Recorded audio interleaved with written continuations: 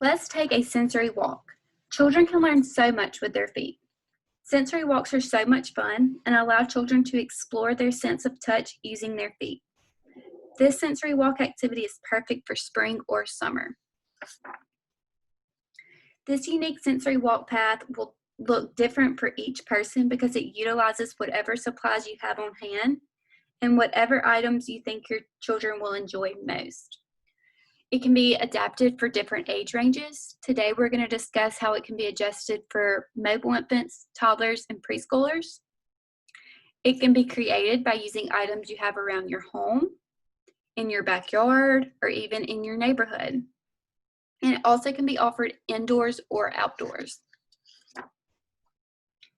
Here are a few safety tips to think about when preparing this activity for your little ones. Anything in a cookie sheet is slippery, so using a cardboard box may be a better option, or the plastic tubs like we're going to use today. Rice or any dry food items sticks to your feet, especially when they are wet. And also make sure you have a towel or baby wipes ready to wipe their feet off in between sensory stations as needed. Here are some materials that are included in today's walk, but like I said, you can use a variety of different materials. Today we're going to use plastic bins, but you also can use a cookie sheet, cardboard boxes, whatever is easiest for you, flour, rocks and sticks, bubble wrap, and shaving cream. Let the children help you collect the items for the sensory walk.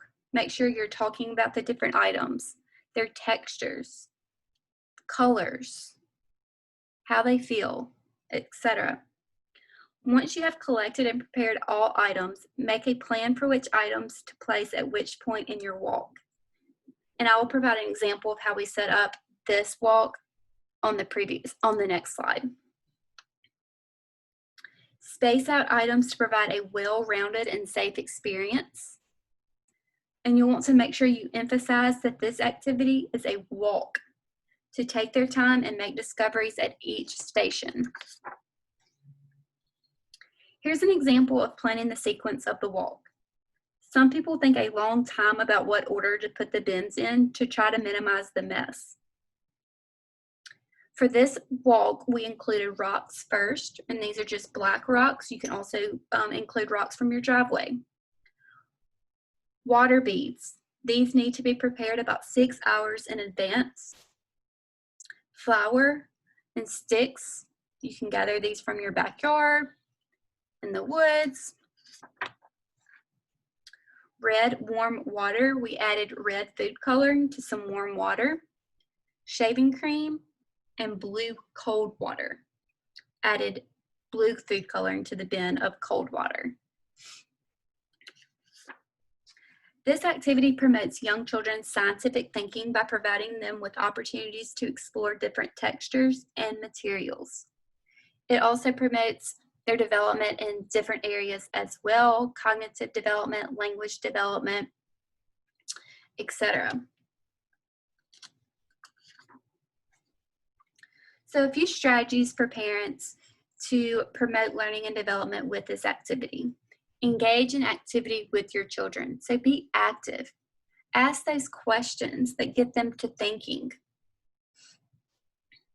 Ask them what their favorite material was and how each tub felt for them. Talk about how the water feels.